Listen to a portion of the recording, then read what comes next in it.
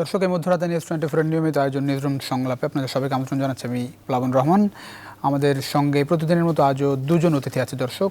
শুরুতে তাদের সঙ্গে আপনাদের পরিচয় করে দিই। আমাদের সঙ্গে আছেন ডক্টর রেজওয়ান সিদ্দিকী, সম্পাদক দৈনিক সমকাল, আছেন মঞ্জুরুল ইসলাম, প্রধান সম্পাদক ডিবিসি নিউজ টেলিভিশন, 24 ঘন্টার টেলিভিশন নিউজ চ্যানেল। আপনাদের দুজনকে স্বাগত জানাচ্ছি নিউজ 24 নিয়মিত মধ্যরাতের আয়োজনে। দর্শক, আপনারা জানেন যে অনুষ্ঠানের মধ্যে দিয়ে আমরা দিনের গুরুত্বপূর্ণ খবর ঘটনাগুলো বিশ্লেষণ করার চেষ্টা করে থাকি এবং সেই জায়গায় আমরা আজকেও গুরুত্বপূর্ণ বেশ কয়েকটি খবর নিয়ে কথা বলতে চাই। প্রধান খবরগুলো সে কারণে আসলে জানিয়ে আসতে চাই শুরুর দিকে। আজকের প্রধান খবরের মধ্যে যেটি হচ্ছে যে বিএনপির যে সমাবেশ হচ্ছে সেই সমাবেশে বিএনপির প্রতিবাদ কর্মসূচি ঘিরে উত্তেজনা, পুলিশের লাঠিচার্জ, আটক 17, খেতাব প্রত্যাহারের সিদ্ধান্ত চূড়ান্ত নয় জানালেন তথ্যমন্ত্রী। শঙ্কা নিয়ে চতুর্থ ধাপে 55 পৌরসভায় নির্বাচন আজ, 25টিতে ভোট হবে ইভিএমে। নির্বাচনের সব প্রস্তুতি শেষ করেছে নির্বাচন কমিশন। দেশে ফিরলেন সেনাবাহিনী প্রধান। বয়স্কদের জন্য স্পট রেজিস্ট্রেশন ফের চালু করবে সরকার। টিকা কেন্দ্রে স্বতঃস্ফূর্ত উপস্থিতি, একদিনের সর্বনিম্ন শনাক্ত। এসব বিষয় নিয়ে মূলত আমাদের আলোচনা আমরা আজকে করতে চাই। আলোচনায় যাওয়ার আগে আমরা একটু সরাসরি লাইভে যেতে চাই, যদি আমাদের রিপোর্টার প্রস্তুত থাকেন। কাস্টমস গোয়েন্দা হেড অফিসের একটি গুরুত্বপূর্ণ অভিযান চলছে বায়তুল মোকাররম এলাকায়। আমরা সেই খবর জানতে চাই, যদি আমাদের রিপোর্টার প্রস্তুত থাকেন। আমরা আলোচনা শুরু করতে চাই আপাতত। আসলে আলোচনা শুরু করতে চাই ডক্টর রেজওয়ান সিদ্দিকী, আপনাকে দিয়ে। রেজওয়ান সিদ্দিকী কিছু বলতে চাচ্ছিলেন মানে শুরুর দিকে? আমি সম্পাদক দিনকাল, সমকাল না। জি, দৈনিক দিনকাল, আমি ভুল করছি, সরি। আসলে জি, আমরা শুরু করতে চাই। ডক্টর রেজওয়ান সিদ্দিকী, সম্পাদক দৈনিক দিনকাল, যেটি আসলে মানে বিএনপির প্রতিবাদ কর্মসূচি ছিল জিয়াউর রহমানের খেতাব বাতিলের সিদ্ধান্ত কিংবা প্রক্রিয়া যেটি বলি না কেন, জাতীয় মুক্তিযোদ্ধা কাউন্সিলের সভায় যে সিদ্ধান্ত হয়েছে সেটির প্রতিবাদে আসলে। এবং সেই জায়গায় আমরা প্রতিবাদে যেটি আসলে দেখা যাচ্ছে যে বিএনপি যখনই আসলে এরকম রাজনৈতিক কর্মসূচির দিকে কর্মসূচি নিচ্ছে, সেই জায়গায় এরকম আপনার ধাওয়া পাল্টা ধাওয়া, পুলিশের সঙ্গে এরকম মানে সংঘর্ষ জড়ানোর মতো ঘটনাগুলো ঘটছে। বারবারই কেন বিএনপির মতো একটি বড় দল এরকম পরিস্থিতির মুখোমুখি হচ্ছে, কিংবা এরকম মানে শুধুমাত্র অভিযোগ, একই সঙ্গে আমরা বাস্তবে দেখছি যে এরকম ঘটনা বারবারই ঘটছে। যখনই কোনো রাজনৈতিক প্রতিবাদ মিছিল সমাবেশ যেটি করতে চাই কর্মসূচির নামে, সেটিতে এরকম ঘটনা ঘটছে। মানে পেছনে কারণ কি মনে হয়? প্রতিবারই কেন এরকম অবস্থার মুখোমুখি হচ্ছে বিএনপি? অনর্থক বিএনপিকে উস্কানি দেওয়া, এর কোনো কারণ নেই। যেমন যে জনসভাটা হচ্ছিল বা প্রতিবাদ সমাবেশটা হচ্ছিল, এটা স্বতঃস্ফূর্ত ছিল এবং 10টার সময় হওয়ার কথা ছিল। 8টা থেকে লোকজন আসতে শুরু করেছে, সব এলাকা ভরে গেছে লোকে, বিপুল সংখ্যক লোকে। তো সেখানে বক্তৃতা হচ্ছে, সবকিছু ঠিকভাবে চলছে। যখন মোশাররফ সাহেব বক্তৃতা দিতে বসলেন, ডক্টর খন্দকার মোশাররফ, তখন চট করে সেই মিছিলের উপর হামলা এবং সেখান থেকে সংঘর্ষের সূত্রপাত। অর্থাৎ কোথাও কেউ এই ধরনের একটি সংঘর্ষ ইনভাইট করে বা সংঘর্ষমূলক পরিবেশ তৈরি করতে চায়। আসলে তো এর কোনো দরকার ছিল না, কিন্তু আজকে যে পরিবেশ সেখানে ছিল, কোথাও বিএনপি কোনো অবস্থাতেই এখানে মারমুখী ছিল না এবং সেখানে কোনো সেরকম মানে ভাঙচুর, মুখ জ্বালাও পোড়াও, এটা না। পুলিশের একজন লোক একেবারে কবিতা আবৃত্তির মতো করে শোনালেন যে বিএনপি নাশকতামূলক কার্যক্রম এরকম শোনালেন আর কি। তো এখন অ্যাটিটিউডটা যদি এরকম হয়, সেটা পুলিশকে আমি কতটুকু দায়ী করব আমি সেটা বুঝতে পারছি না। কিন্তু পুলিশ যারা পরিচালনা করেন, তারা কিভাবে পরিচালনা করেন, কি জন্য আজকে, ধর যুক্তিটা কি পুলিশের? যে কোনো যে যুক্তি যে এরা নাশকতার জন্য সমাবেশে নাশকতা করবে বলে একত্রিত হয়েছিল, কেমনে জানেন? এবং তাদের তো ঘোষিত কর্মসূচি ওপেন, যে জিয়াউর রহমানের পদক আপনার সরকার প্রত্যাহার করে নেওয়ার চেষ্টা করছে, খেতাব, সেই খেতাবটা তারা রক্ষা করতে চান। এই প্রতিবাদ করতেই তারা এসেছেন, এখানে অন্য কিছু ইস্যু ছিল না। সেখানে বারবার যেটা হচ্ছে, এটা হওয়া ভালো না। এটা হলো সরকারের উস্কানি, অসহিষ্ণুতা এবং উস্কানি। অসহিষ্ণুতার চেয়ে আমি বলবো যে উস্কানি, কোনো দরকার ছিল না। জি, ডক্টর রেজওয়ান সিদ্দিকী, আমরা আসবো আপনার কাছে। আমরা একটু আমরা লাইভে যেতে চাই। আমরা আমাদের রিপোর্টার হাবিবুল ইসলাম আছেন বায়তুল মোকাররম এলাকায়, সেখানে শুল্ক গোয়েন্দা শাখার হেড অফিসের একটি অভিযান চলছে। বিপুল পরিমাণ নগদ টাকা, একই সঙ্গে স্বর্ণের বার উদ্ধার করা হয়েছে। বিস্তারিত জানাচ্ছেন হাবিবুল ইসলাম। হাবিব, একটু বিস্তারিত জানাবেন অভিযান সম্পর্কে।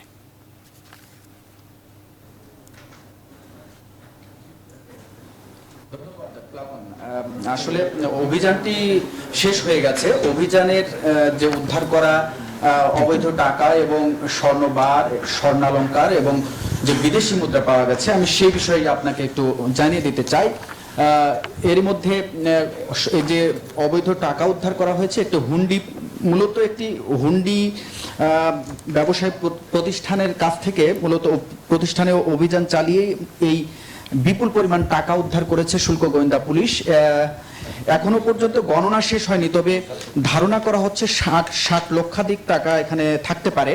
আর এছাড়া 23টি স্বর্ণবার, এছাড়া প্রায় 3 কেজি স্বর্ণালংকার, সব মিলিয়ে এছাড়া বিভিন্ন দেশের বিদেশি মুদ্রা রয়েছে। তো এই এখনো গণনা শেষ হয়নি। গণনা শেষ হলে আপনাকে আমরা হয়তো পরবর্তীতে যে সঠিক পরিমাণ সেটি আপনার মাধ্যমে আমরা দর্শকদের জানাতে পারবো। শুল্ক গোয়েন্দারা এখানে কাজ করছেন গণনার বিষয়ে। আমার সাথে রয়েছেন শুল্ক গোয়েন্দা পুলিশের মহাপরিচালক ডক্টর আব্দুর রউফ। আমি তার সাথে একটু কথা বলবো, একটু জানতে চাই আপনার কাছে যে আসলে যে বছরের পর বছর আমরা দেখে আসছি যে এই যে অবৈধ স্বর্ণ চোরাচালান কারবারিরা চোরাচালান করেই যাচ্ছে, আসলে বন্ধ হচ্ছে না কেন, বা এটা কিভাবে সংগঠিত হয়ে থাকে একটু যদি বলেন। সমাজে অপরাধ আছে, অপরাধ দমন করার ব্যবস্থা আছে, অপরাধ দমন হয়, আবার অপরাধ সৃষ্টি হয়, অপরাধ আবার বাড়ে। এটা একটা সমাজের একটা চিরন্তন একটা রীতি বলতে পারেন। তো আমাদের এই সমাজ, আমাদের এই অর্থনীতি, আমাদের এখানে নানান রকমের অপরাধ আছে। আমাদের একটা অর্থনৈতিক একটা অপরাধ হলো এই চোরাচালান, তার ভিতরে স্বর্ণ চোরাচালান, এটা একটা খুব সেন্সিটিভ একটা অপরাধ। তো আপনি প্রশ্ন করেছেন যে এটা বন্ধ হচ্ছে না কেন। এটা বন্ধ না হওয়ার মূল কারণ হলো যে এর চাহিদা আছে। যেখানে চাহিদা আছে তার সরবরাহ থাকবে, এটা অর্থনীতির একটা নিয়ম। তো যেহেতু এর চাহিদা আছে, এর সরবরাহ আছে। চাহিদা থাকার কারণে এটা বন্ধ হচ্ছে না। চাহিদা কোথায় আছে? এর চাহিদা মূলত আছে আমাদের ব্ল্যাক ইকোনমিতে, আমাদের কালো অর্থনীতিতে। তো এই কালো অর্থনীতিতে এই চাহিদা থাকার কারণে এটা সৎ পথে, বৈধ পথে আসে না, এটা অবৈধ পথে আসে। এটাই আপনার প্রশ্নের উত্তর, যে কারণেই বর্তমানে বন্ধ হচ্ছে না। এত আমরা বারবার ধরছি, তাও বন্ধ হচ্ছে না।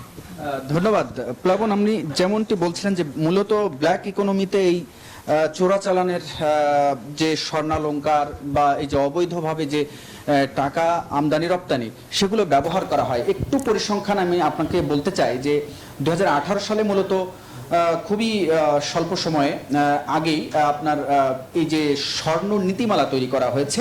এর আগে আসলে কোনো নীতিমালাই ছিল না, যার ফলে বাংলাদেশে বিদেশ থেকে যে স্বর্ণ আমদানি করা, যে আমি একটু বলে রাখি যে বাংলাদেশে এখন পর্যন্ত 20 থেকে 40 টন স্বর্ণের চাহিদা রয়েছে, কিন্তু এত পরিমাণ স্বর্ণের চাহিদা থাকা সত্ত্বেও স্বর্ণ আমদানির কোনো সুনির্দিষ্ট কোনো নীতিমালা ছিল না। তো সেই নীতিমালায় আমরা যেটি দেখলাম যে নীতিমালাটা যথেষ্ট কঠিন হওয়ার কারণে কিন্তু এখনো পর্যন্ত বৈধ পন্থায় মানুষ স্বর্ণ আমদানি করে না। গত 2 বছর হয়ে গেছে স্বর্ণ নীতিমালার, কিন্তু এর মধ্যে মাত্র বৈধভাবে দুটি প্রতিষ্ঠান বা 2 বার স্বর্ণ আমদানি করা হয়েছে। তো এত পরিমাণ চাহিদা কিভাবে পূরণ হচ্ছে, সেটি কিন্তু আসলে প্রশ্নের দাবি। জি, অনেক ধন্যবাদ দিতে হচ্ছে হাবিবুল ইসলাম। আর এত এই রাতে আমাদের সঙ্গে যুক্ত হওয়ার জন্য আপনাকে অসংখ্য ধন্যবাদ। বায়তুল মোকাররম থেকে আমাদের সঙ্গে যুক্ত হয়েছিলেন আমাদের সহকর্মী হাবিবুল ইসলাম। আমরা আবারও আলোচনায় ফিরতে চাই। ডক্টর রেজওয়ান সিদ্দিকী, আপনি আসলে বলছিলেন, আমি যে বিষয়টি আমরা একটু আসতে চাই মঞ্জুরুল ইসলাম আপনার কাছে। মঞ্জুরুল ইসলাম, যেটি আসলে পুলিশের ভূমিকা নিয়ে আসলে প্রশ্ন তুলেছে বিএনপি। পুলিশের তো মূল দায়িত্ব হচ্ছে যে রাজনৈতিক সমাবেশ শান্তিপূর্ণ করার লক্ষ্যে তারা আসলে নিরাপত্তা বাড়ায়, একই সঙ্গে জনগণের জানমাল রক্ষার মূল দায়িত্ব আসলে পুলিশের। এরকম যখন পুলিশ সংঘর্ষে জড়ায় কিংবা পুলিশের বিরুদ্ধে যখন এরকম অভিযোগ আসে, পুলিশের ভূমিকা জায়গাটা আসলে কেমন থাকে? কতটা নিরপেক্ষ অবস্থায় পুলিশ দায়িত্ব পালন করছে বলে মনে করেন? ধন্যবাদ আপনাকে। পুলিশ পক্ষে না নিরপেক্ষ, এটা ডিপেন্ড করে আমরা কোন পাশ থেকে দেখছি। একটা গ্লাসের অর্ধেকটা ভরাও বলতে পারি, অর্ধেকটা খালিও বলতে পারি, যখন গ্লাসে অর্ধেকটা পানি থাকে।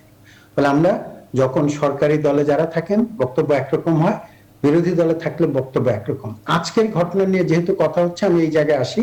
জি। আমার অত্যন্ত শ্রদ্ধেয় সাংবাদিক আমাদের সহকর্মী রেজওয়ান ভাই যেটা বললেন যে পুলিশ বলেছে নাশকতার জন্যই তারা একত্রিত হয়েছিলেন, পুলিশ জানলো কি করে। আসলে আমি পুলিশ কর্মকর্তা যে বক্তব্যটুকু আমাদের টেলিভিশন ডিবিসি নিউজে প্রচার করেছে, আপনাদের টেলিভিশনে প্রচার হয়েছে, ওখানে পুলিশ কর্মকর্তা বলেছেন যে তাদেরকে নির্দিষ্ট সময়ে সমাবেশ শুরু করবার কথা শুরু করেছেন। শেষ বক্তা পর্যন্ত আমরা কিছুতে আপত্তি করিনি, খালি ওনাদের বলা হয়েছিল যে পুরোটা রাস্তা বন্ধ না করে একটা পাশ যেন ছেড়ে দেওয়া হয়, কারণ অনেকক্ষণ ধরে জনসাধারণের যে যানবাহনগুলো চলে আপনি জানেন যে সেখানে কিন্তু এমনিতেই মেট্রো রেলের কাজ চলছে, রাস্তা প্রায় অর্ধেকটা বন্ধ, সেই বাকি অর্ধেকটা দিয়ে দুই পক্ষের গাড়ি চলাচল করে, ফলে কিন্তু ওনারা সেটাকে না বন্ধ করে দিয়ে সমাবেশটা চালিয়ে যাচ্ছিলেন। এবং ওনাদের বক্তব্য, পুলিশের বক্তব্য হচ্ছে যে শুধু যখন তাদেরকে বলা হলো, ওনাদের বক্তৃতার শেষে ওনারা হঠাৎ করে ইট পাটকেল নিক্ষেপ শুরু করলেন পুলিশের দিকে সরার বদলে, তারপর তারা তাদের প্রতিহত করতে এটা করলেন। কিন্তু আমার বক্তব্য হচ্ছে যে হ্যাঁ, পুলিশের কাছ থেকে সাধারণ নাগরিকের নিরাপত্তা নিশ্চিত করা পুলিশের দায়িত্ব। এখন সেই নাগরিক কি কেবল যারা সমাবেশ স্থলে আছেন তাদের, না বাকি যারা জনসাধারণ চলাচল করছে তাদের? ফলে দুই জায়গায় পুলিশের কিন্তু নিরাপত্তা দেওয়াটাই দায়িত্ব। সেই ক্ষেত্রে এইটা একটা কারণ হতে পারে। আরেকটা হচ্ছে, আপনি সূচনায় যেমনটি বলছিলেন প্রতিবারই কেন বিএনপির সমাবেশের সংঘর্ষ হয়, আমি বিনীতভাবে কিন্তু এই বক্তব্যের সাথে একটু দ্বিমত করছি। তার কারণ এবারই কিন্তু দেখলাম অনেকদিন পরে বিএনপির সমাবেশে পুলিশের সাথে সংঘর্ষ। আপনিও রেগুলার নিউজগুলো ফলো করেন, এর আগেও কিন্তু বিএনপি গত সপ্তাহে, তার আগের সপ্তাহে অনেকগুলো ছোট ছোট সমাবেশ করেছে, প্রেস ক্লাবের সামনে করেছে, নয়াপল্টনে, সেখানে কিন্তু অনেকদিন পরে এই সংঘর্ষটা হলো। এক, আজকেও সংঘর্ষ হয়েছে আবার চট্টগ্রামে, সেটা তাদের বিবদমান দুই গ্রুপের মধ্যে।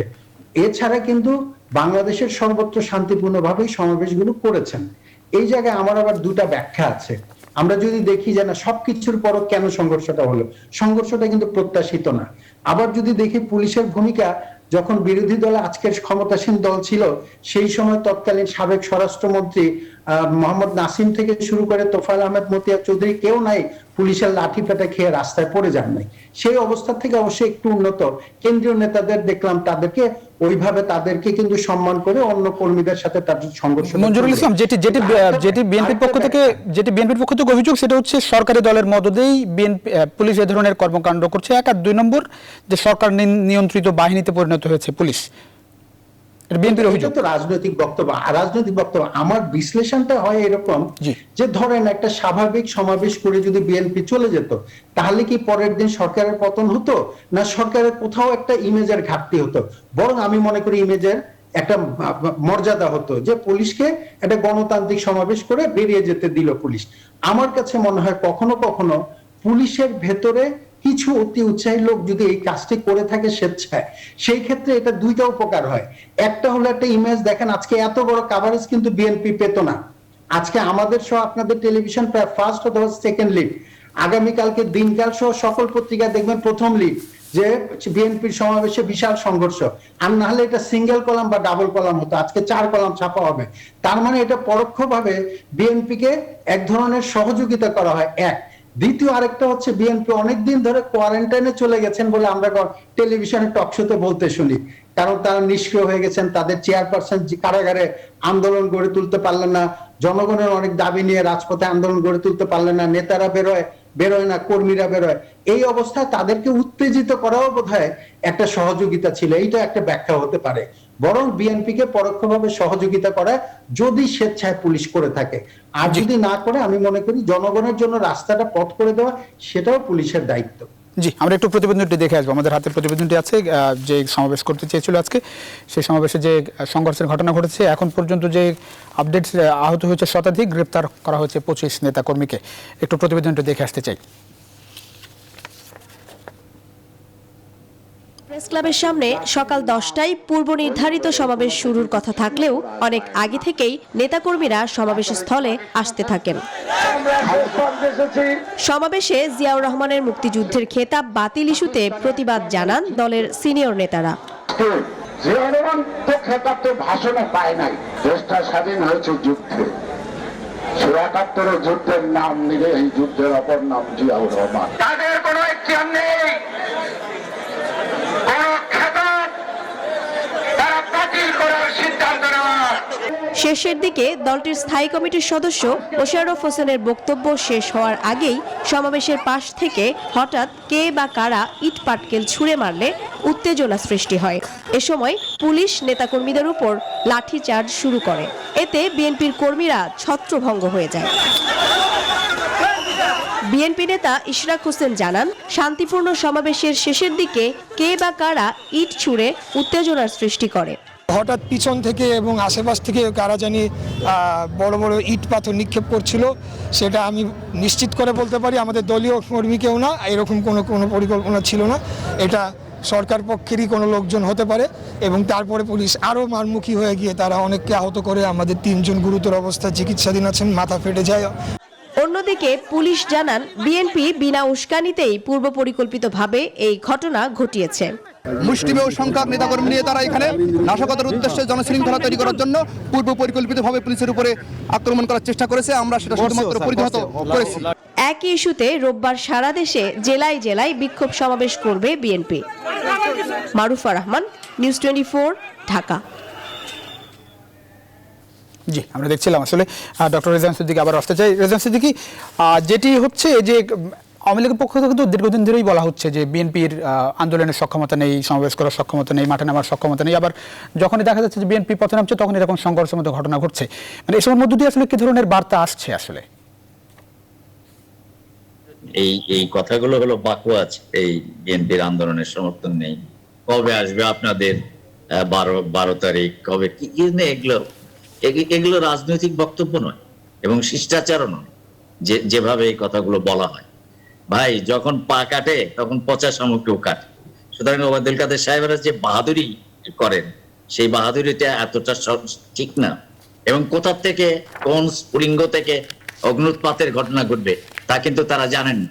সুতরাং এই যে ধরুন আজকের ঘটনা যদি এলাবোরেটেড হতো, যদি আরো বাড়তো আজকের ঘটনা, তাহলে কি হতো? ঢাকা শহরে তো একটা তছনছ পরিস্থিতি তৈরি হতো। বারে নাই, আল্লাহ বাঁচাইছে। কিন্তু এইভাবে উস্কানি দেওয়া এবং এইভাবে উস্কানিমূলক মন্তব্য করা আমার দৃষ্টিতে ঠিক নয়। এবং বিএনপি একেবারে মুছে যায়নি। মুছে যদি যেত তাহলে আজকে সকাল থেকে এরকম লক্ষ লোক এখানে এসে হাজির হতো না। মানে তার লোক আছে, লোক শেষ হয়ে যায়নি। এই কথাটা ওবায়দুল কাদের সাহেবদের মনে রাখা দরকার। তা সেটা তারা সাধারণত ভুলে যান এবং সেই কারণে এই পরিস্থিতি হয়। এবং এসব জায়গা থেকে একসময় আমি মনে করি যে সরকারের পতনের সূচনা হতে পারে। জি, ডক্টর রেজওয়ান সিদ্দিকী, আরেকটা বড় অভিযোগের জায়গা বিএনপির বিরুদ্ধে, সেটি হচ্ছে যে বিএনপি সাধারণ মানুষের কোনো দাবি দেওয়া নিয়ে আসলে এরকম পথে নামে না। যখনই জিয়াউর রহমান, খালেদা জিয়ার মুক্তি, তারেক রহমান, এই বিষয়গুলোতে বিএনপি বেশি সোচ্চার। এই বিষয়ে কতটা আপনি একমত? শোনেন, এগুলো মিথ হয়ে যায়। মানে যখন ধরেন একটা চালের দাম, এই মুহূর্তে চালের দাম বৃদ্ধি, কে নেমেছে রাস্তায়? আমরা কিন্তু বিএনপি কে সামনে এনে বলছি যে বিএনপি চালের দাম বৃদ্ধির নাম রাস্তায় নামছে না।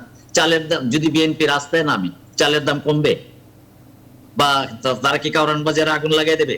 না, কিন্তু একটা বিষয় তো ধরেন মানুষের এই দুর্ভোগ, এই যে দ্রব্যমূল্যের কথা আপনি বললেন, এই বিষয় নিয়ে তো একটা বড় রাজনৈতিক দল, দেশের অন্যতম প্রধান বিরোধী দল হিসেবে তো দাবি প্রতিবাদ আসতে পারে, আন্দোলন হতে পারে। তারা স্টেটমেন্টে বলেন, মাঝে মধ্যে মানববন্ধন করেন, এই ধরনের অনুষ্ঠান করেন, এগুলোই তো করছে বিএনপি। তো তাহলে আপনি কি চান যে বিএনপি সাধারণ মানুষের অধিক কোনটা আদায় করা সম্ভব?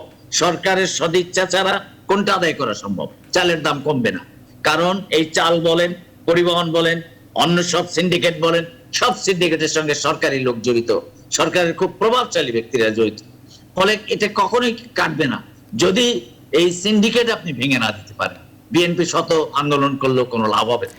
সুতরাং আপনাকে এই সিন্ডিকেট ভাঙতে হবে, সদিচ্ছাটা সরকারের করতে হবে। যখন এই ধরনের পরিস্থিতি হয় তখন আমাদের বলা উচিত সরকার চুপ করে আছে কেন, তারা কেন ব্যবস্থা নিচ্ছে না, তারা কেন চালের দাম কমাতে উদ্যোগ নিচ্ছে না, সেটা কিন্তু আমরা বলি না। আমরা বলি বিএনপি কি করলো? বিএনপি কোথায়? রাস্তায়, তার অস্তিত্ব সংকট, সে কি করবে? জি, মঞ্জুরুল ইসলাম, আরেকটু বিষয় জানতে চাই, যখন এই যে রাজনৈতিক যে অবস্থা এমনি বাংলাদেশে, সেই জায়গায় যখন এরকম সংঘর্ষের মতো ঘটনা ঘটে, বিএনপি আওয়ামী লীগের এমনি তো অনেক বেশি দূরত্ব, অনেকে বলছেন এই দূরত্ব কমানো সম্ভব না, সবকিছু মিলিয়ে আসলে এইসবের প্রভাব ভবিষ্যৎ রাজনীতিতে আসলে কেমন দেখেন? এটা আসলে সত্যিকার অর্থে নেতিবাচক রাজনীতির প্রভাব তো আমাদের নাগরিকদের জীবনে নেতিবাচক হয়, খারাপ জি। প্রভাব পড়ে, এক কথায় যদি বলি। আর বিস্তৃত ব্যাখ্যায় যদি বলি, এটা কিন্তু একদিনের না, তিলে তিলে এটা গড়ে উঠেছে। আমি আমার শ্রদ্ধেয় রেজওয়ান ভাই যেটা বললেন, পা পচা শামুকে কাটে, আমি ওনার সাথে পুরোপুরি একমত। সরকার যদি যে কোনো সরকার ওভার কনফিডেন্স নিয়ে যখন থাকে, তখন কিন্তু ছোট্ট যে কোনো জায়গা থেকে অগ্নুস্ফুলিঙ্গের মতো করে আন্দোলন গড়ে ওঠে। আবার একই সাথে এখন সেই জায়গায় আমি যদি ওই যে ভানুর কৌতুকের মতো ওই যে দেখি না বেটা কি করে, তার ঘরে যখন চোর ঢুকেছিল, দেখি না বেটা কি করে, সেজন্য সে ঘুমিয়েছিল, করতে করতে চোর চুরি করে সব নিয়ে চলে গেছে, ভানু আর ঘুম থেকে ওঠে নাই। পরে যখন ওই চোর জিনিসপত্র নিয়ে চলে গেছে, বিএনপি ওরকম অপেক্ষা করছে কিনা দেখি না বেটা কি করে আমি জানি না। তবে রেজওয়ান ভাই যেটা বললো, বিএনপি অস্তিত্বের সংকটে আছে, বিষয়টা প্রায় সেটা আমাদের জন্য, গণতন্ত্রের জন্য দুঃখজনক। দেখেন, আওয়ামী লীগ ৭৫-এর পরে তার চেয়েও চরমতম সংকটে ছিল। ১৯৮১ সালে আজকে প্রধানমন্ত্রী বিরোধী দলের নেত্রী হিসেবে আওয়ামী লীগের সভানেত্রী দায়িত্ব নেন, তখন আওয়ামী লীগের নামই মুছে ফেলার পরিস্থিতি ছিল। সেই জায়গায় ২১ বছর রাজপথে আন্দোলন করে এসছে, এবং সেই আন্দোলন কেবলমাত্র আমি কিভাবে সরকারে যাব এটা ছিল না। সেই আন্দোলন ছিল, যেটা প্রশ্নটা আপনি উত্থাপন করেছেন, যে জনগণের জীবন জীবিকার কোনো দাবি নিয়ে আন্দোলন করা যায় কিনা। সেই কারণে তিলে তিলে কিন্তু আওয়ামী লীগ জনগণকে সম্পৃক্ত করে ফেলেছিলেন, যেটা দুঃখজনকভাবে আমরা বিএনপি ক্ষেত্রে কিছুটা অনুপস্থিত দেখি। কিছু রেখে ওই অর্থে আমরা জনগণের কোনো দাবি নিয়ে ব্যাপক আন্দোলন গড়ে তুলতে দেখি নাই। আপনি যেমনটি বলেছেন, হয় সংসদে কে সামনে বসবে পেছনে বসবে, বেগম খালেদা জিয়ার মুক্তি, জিয়াউর রহমানের বীরুত্তম খেতাব বন্ধ করে দেওয়ার যে উদ্যোগ ইত্যাদি, এটা যৌক্তিক, এটা নিয়ে আন্দোলন করা যাবে। কিন্তু পাশাপাশি জনগণকে সম্পৃক্ত করতে হলে, জনগণের জীবন জীবিকাকে সম্পৃক্ত করতে হবে। এর দুটো উদাহরণ আমি বলি। সরকার যত ক্ষমতাশালী সরকার হোক, তারা যে বাধ্য হয়, আপনার কিছুদিন আগে এই বর্তমান সরকারের সময় আপনার মনে আছে, ছাত্ররা যখন মাঠে নেমেছিল টিউশন ফি কমানোর জন্য, সেই সময় কিন্তু সরকার বাধ্য হয়েছিল ২৪ ঘন্টার মধ্যে সেই ফিকে বন্ধ করতে। ছাত্ররা যখন রাস্তায় নেমেছিল ট্রাফিক আইনের ব্যাপারে, সরকার কিন্তু পিছু হটে সেই ট্রাফিক আইনের ব্যাপারে নির্দেশনা দিয়েছিল। আজকে দুঃখজনক হচ্ছে, বিএনপির মতো একটি এত বড় রাজনৈতিক দল, তারা জনগণের কোনো ইস্যু নিয়ে রাজনীতি করতে পারলো না। এই জায়গায় আমি আশা করি যে বিএনপি জনগণের ইস্যুগুলো নিয়ে যদি করে, তাহলে গণতন্ত্রের জন্য কিন্তু সংসদে কার কটা আসন সেটা না, আমরা সকলেই কিন্তু স্বীকার করি বিএনপি আওয়ামী লীগের পরে সবচেয়ে বড় রাজনৈতিক দল। সেই রাজনৈতিক দলের রাজনৈতিক তৎপরতা কোথায়? কেবল আমি নির্বাচন আসলে ক্ষমতায় যাব, এটা যদি হয়, তাহলে কিন্তু জনগণ তাদের সামনে, তাদের সাথে সমর্থনে সবসময় সম্পৃক্ত থাকে না। তারা মনে করে, আচ্ছা আবার নির্বাচন আসুক, আমরা তখন আপনাদের সমর্থন দেব অথবা সমর্থন দেব না। এইটা করে তো গণতান্ত্রিক রাজনীতি সামনে এগোয় না। তাহলে আমি মনে করি সরকার যেটা করছেন, মনে করেন যে পুলিশের নানান রকম শোষণ নিপীড়ন ইত্যাদি আছে, আমাদের সামনেই তো দৃষ্টান্ত আছে। এই বিএনপি আন্দোলন করেছে এরশাদের বিরুদ্ধে, এই আওয়ামী লীগ আন্দোলন করছে এরশাদ বিএনপির বিরুদ্ধে। তারা তো রাজপথে এই অত্যাচার নির্যাতন সহ্য করেই পথে ছিল।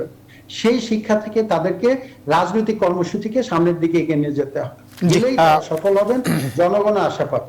জি, ডক্টর রেজওয়ান সিদ্দিকী, বিএনপির সক্ষমতা আপনার চোখে আসলে কেমন দেখেন? এই যে বাংলাদেশের রাজনীতির ইতিহাস বলেন, গণতন্ত্রের ইতিহাস বলেন, কিংবা এই যে মানে আন্দোলনের প্রতিবাদের ইতিহাস বলেন, সবই তো আসলে সংঘর্ষ, রাস্তায় মার খাওয়া, হামলা মামলা, জেলে যাওয়া। হ্যাঁ, তো সেই বাস্তবতার কথা যদি স্মরণে থাকে, নিশ্চয়ই যারা এখন বিএনপি রাজনীতি করেন তাদেরও নিশ্চয়ই স্মরণে আছে।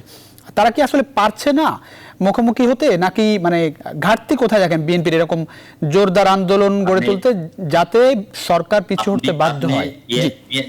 না, সরকার কি করতে বাধ্য হবে? আপনি কোন ইস্যুটা চান? যে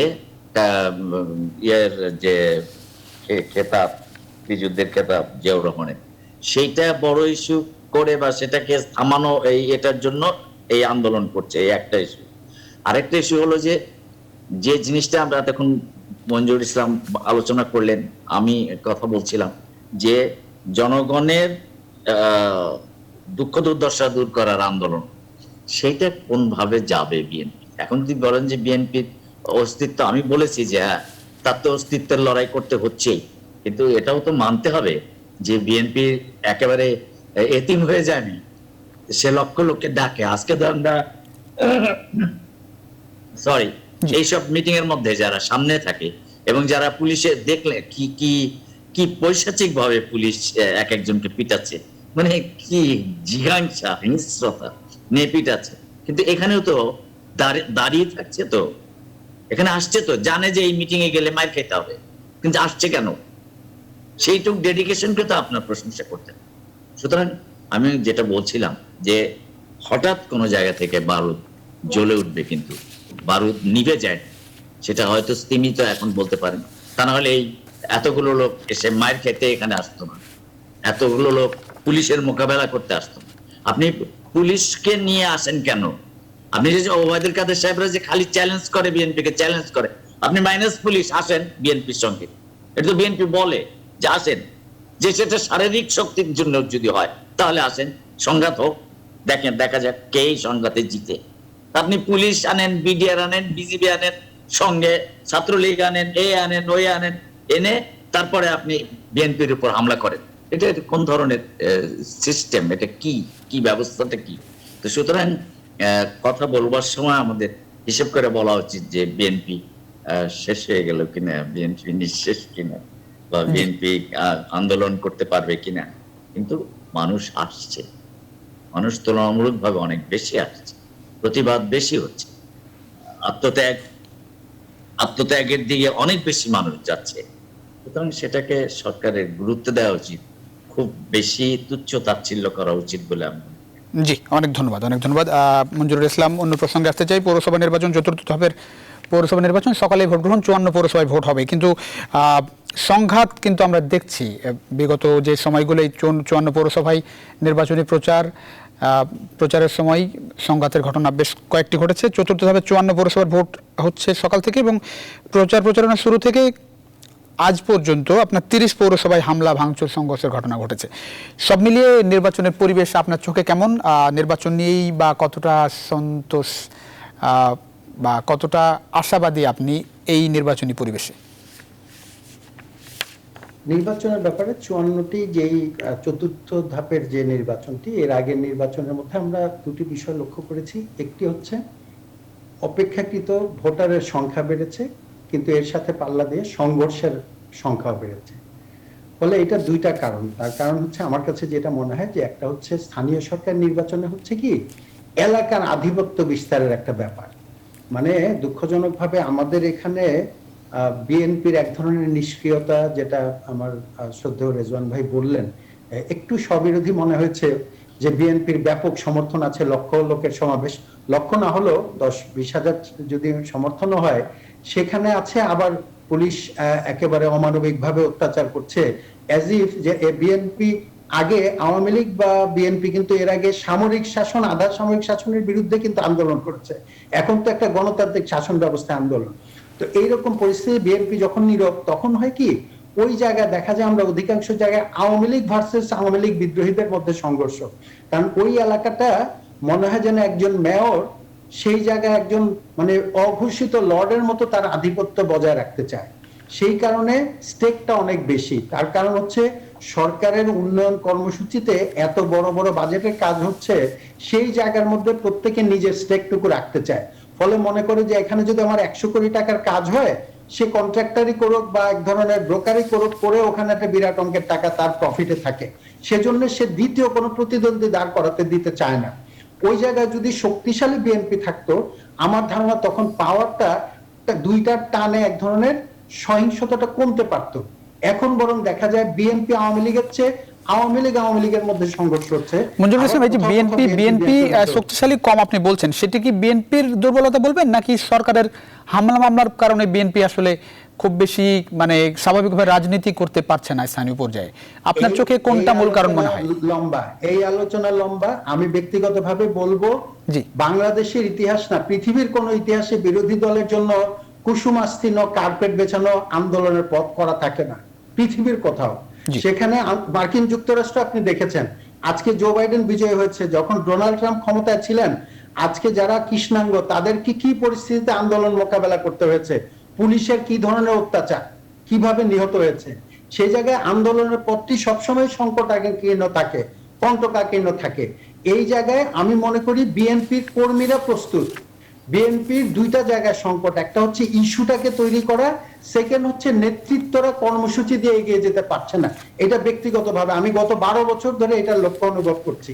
বিএনপির সমর্থক আছে প্রত্যেকটি ঘরে ঘরে, বিএনপির ব্যাপক সমর্থক, এটা নিয়ে ভুল বোঝার কোনো অবকাশ নাই।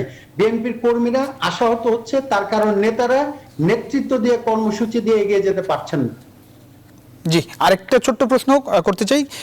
ঠাকুর, যেটি আসলে এখন বেশি আলোচিত হচ্ছে, ঠাকুরগাঁও পৌরসভা একজন মহিলা আওয়ামী লীগের নেত্রী, তিনি বলেছেন যে নৌকায় ভোট না দিলে এলাকা ছাড়ুন। মানে এরকম ঘটনাগুলো কেন ঘটছে আসলে? মানে আপনি যদি খুব বেশি আগে যান, এরকম ঘটনা তো আসলে ঘটতো না। মানে প্রকাশ্যে এরকম বলার ঘটনা তো নিশ্চয়ই মানে খুব বেশি ঘটেনি আসলে। এই ঘটনাগুলো কতটা প্রভাব ফেলে নির্বাচনে মনে করেন? আপনি আমাকে জি মঞ্জুরুল ইসলাম, আপনাকে। জি প্লিজ। আমি মনে করি এটা অত্যন্ত দুঃখজনক। তার কারণে যেটা আমি আগে বললাম সেটাকে আমি ইলাবোরেট করে বলবো, যখন একটি দলই তাদের আধিপত্য এমন হয়, বিকল্প শক্তিশালী বিরোধী দল না থাকে, তখন নিজেরা নিজেদেরকে মনে করে যে তারাই স্থায়ী সবসময় ক্ষমতায় থাকবে। গণতন্ত্রে কিন্তু চিরস্থায়ী বন্দোবস্তের কোনো সুযোগ নাই ক্ষমতায়। এক, তবে এই জায়গাটা আমি বলি, বক্তব্যটা আমি শুনেছি, আমরা প্রচার করেছি, যদি সেখানে উনি বলেছেন যারা ধানের শীষের প্রতি যাদের দুর্বলতা আছে তাদেরকে বলতে চায় আপনারা ঠাকুরগাঁ ছেড়ে চলে যান। অথচ আমরা অনেক গণমাধ্যমে এসছে যারা ধানের শীষে ভোট দিবেন তারা চলে যান, এটা কিন্তু তারপরে আমি মনে করি গণতন্ত্রের জন্য এটা রাজনৈতিক বক্তব্য বললেও এটা কাঙ্ক্ষিত নয়। যদিও সরকারি দলের সাধারণ সম্পাদক বলেছেন তারা বক্তৃতাটিকে বিবেচনা করবেন, যদি দোষী হয় তার বিরুদ্ধে শাস্তিমূলক ব্যবস্থা নেবেন। আমি আবারও বলবো, সেখানে বিএনপির একটি শক্তিশালী ঘাঁটি, ঠাকুরগাঁ কিন্তু আপনি জানেন বিএনপি মহাসচিবের বাড়ি, ফলে সেই জায়গায় শক্তিশালী বিএনপি যদি আমরা দেখি তাহলে ওখানে কেউ সাহস করবে না এরকম বক্তব্য দিতে। আমি দৃষ্টান্ত দিয়ে শেষ করব, দিনাজপুরে 6 জন সরকারি দলের এমপি আছেন, 2 জন মন্ত্রী আছেন। সেই জায়গায় কিন্তু গত নির্বাচনে, প্রথম ধাপের নির্বাচনে মেয়র নির্বাচিত হয়েছেন বিএনপি প্রার্থী। 11 বার পৌর নির্বাচনে একবারও আওয়ামী লীগ জিততে পারে নাই। তার মানে কি প্রভাব দিয়ে সেখানে খাটানোর চেষ্টা করা হয় নাই? সেখানে বিএনপির নেতা কর্মীরা সংগঠিত ছিল, তাদেরকে সংগঠিত করে ভোটে নিয়ে গেছেন এবং নির্বাচনে বিজয়ী হয়েছেন। ফলে নির্বাচনে মাঠে থাকতে হবে, ভোটারদের সংগঠিত করতে হবে, পোলিং এজেন্ট রাখতে হবে এবং শেষ পর্যন্ত নির্বাচনে থাকলে ফলাফল মেনে নেয় না মেনে নেওয়ার সিদ্ধান্তটি জানা যাবে। জি, ডক্টর রিজওয়ান সিদ্দিকী, পৌরসভা নির্বাচন হতে যাচ্ছে, 54 পৌরসভায় সকাল থেকে ভোট গ্রহণ হবে। সব মিলিয়ে নির্বাচনের পরিবেশ আপনার চোখে? ইতিমধ্যে এই প্রসঙ্গে জনাব মঞ্জুরুল ইসলাম অনেকখানি বলেছেন, যা আমি বলবো। তো এখন কথা হলো যে যেমন ধরেন ওই ভদ্র মহিলা আওয়ামী মহিলা লীগের নেত্রী, উনি যে কথাটা বলেছেন, যেটা মঞ্জুর ব্যাখ্যা করলেন, সেটার মধ্যে কথার মধ্যে এলাকা ছেড়ে চলে যাওয়ার মধ্যে কোনো পার্থক্য নেই। এবং অনেক এলাকায় আছে যে নিজেরাই এমন পরিস্থিতি তৈরি করেছে যে অন্য কেউ ক্যান্ডিডেট হতে পারে, ইভেন আওয়ামী লীগের লোক আর ক্যান্ডিডেট হতে পারে না, বিনা প্রতিদ্বন্দ্বিতায় সব বিজয়ী হয়ে যাচ্ছেন। এই পরিস্থিতি গণতন্ত্রের জন্য শুভ নয়। সেখানে প্রতিযোগিতা থাকতেই হবে, প্রতিদ্বন্দ্বিতা থাকতেই হবে। সেই জন্য সবচেয়ে বড় ভুল হয়েছে এবং সবচেয়ে বড় অগণতান্ত্রিক কাজ হয়েছে এই স্থানীয় সরকার নির্বাচনে দলীয় মার্কা ব্যবহার করা। তা না হলে এই এক একজন এইভাবে কেড়ে নিয়ে বিনা প্রতিদ্বন্দ্বিতায় ঘোষণা হয়ে যাওয়া পরিবেশ তৈরি হতে পারত না। এখন তো সেই পরিবেশ তৈরি হয়ে গেছে। ইলেকশন কমিশন নিশ্চুপ, ইলেকশন কমিশন এতটা নিশ্চুপ যে কোনো কিছুতেই তারা অ্যাক্ট করে না। ফলে যেমন ধরেন ওই মহিলা তো ওখানেই রয়েছেন, ওই শহরে, যা তিনি আইনগতভাবে পারেন না, কারণ বহিরাগত হিসাবে তার চলে যাওয়া উচিত, তা তো তিনি যাননি। এবং একটু আগে আমি প্রথম আলোতে রিপোর্ট দেখলাম যে তারা দেখা করেছেন তাদের রিপোর্টার, এবং তিনি বলেছেন যে আমি তো প্রচার করছি না, আমি আসি আর কি। তো এইভাবে ইলেকশন কমিশনের নিয়ম কানুনকে অবজ্ঞা করা হচ্ছে। এটা অবজ্ঞা যদি এইভাবে করা হয় এবং তা যদি অ্যালাউ করা হয়, তাহলে গণতন্ত্র। বিগত 3 দফা পৌরসভা নির্বাচন তো দেখেছেন ডক্টর রিজওয়ান সিদ্দিকী, এই 4র্থ দফা পৌর নির্বাচন কেমন হতে যাচ্ছে মনে করেন? সকাল থেকে ভোট গ্রহণ, মানে আপনার প্রত্যাশা কিংবা নির্বাচনের দিনটা কেমন যাবে যদি পর্যবেক্ষণ একটু দেন। বরাবরের মতো ইন দ্য সেন্স যে ভোট কেন্দ্র দখল হবে, নিজেরা মারামারি করবে। তারপরে বিএনপি তো এলাকা ছাড়তে বলে, তো নিজেরা মারামারি করবে, ভোট কেন্দ্র দখল হবে, দিয়ে একটা মার্ডার হতে পারে এই জি, তারপর অনেক ধন্যবাদ, অনেক ধন্যবাদ। যে মঞ্জুরুল ইসলাম, আপনাকে দিয়ে শেষ করতে চাই, যে কেমন হতে কারণে যাচ্ছে নির্বাচন? জিতে চলে আসবে। নির্বাচনে দেখেন দুটা বিষয় আছে, আমি যেটা বলবো আবারও যে নির্বাচন গুরুত্বপূর্ণ হবে, এটাই আমাদের প্রত্যাশা।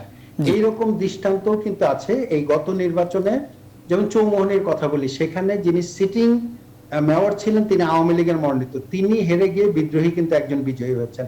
আবার 4 থেকে 5টি নির্বাচনে বিএনপি যাকে নমিনেশন দিয়েছে, অভিযোগ পাওয়া গেছে যে তিনি সরকারি দলের সাথে এক ধরনের অর্থনৈতিক সমঝোতা করে প্রার্থিতা প্রত্যাহার করে নিয়েছেন, তার মানে সেখানে বিনা প্রতিদ্বন্দ্বিতার সুযোগ করে দিয়েছেন। এই ব্যাপারে বিএনপির কেন্দ্রীয় নেতৃত্ব কিন্তু তদন্ত করছে। জি, আমরা আসলে আশা করতে চাই যে চলছে, আশা করতে চাই সব মিলিয়ে নির্বাচন সুষ্ঠু, শান্তিপূর্ণ হবে এবং প্রতিদ্বন্দ্বিতামূলক নির্বাচন হবে এবং লম্বা লাইনে দাঁড়িয়ে নিশ্চয়ই আমরা ভোট দেখতে পাবো। অনেক ধন্যবাদ দিতে হচ্ছে ডক্টর রেজওয়ান সিদ্দিকী, মঞ্জুরুল ইসলাম আপনাদেরকে এই রাতে আপনাদের মূল্যবান সময় নিউজ 24 এর নিউজরুম সংলাপে দেওয়ার জন্য। দর্শক, আপনারা যারা আমাদের সঙ্গে ছিলেন আপনাদেরকে অসংখ্য ধন্যবাদ। নিশ্চয়ই দেখা হবে আগামীকাল একই সময়। সে পর্যন্ত ভালো থাকবেন, সুস্থ থাকবেন। আশা করি নিউজ 24 এর সঙ্গে থাকছেন।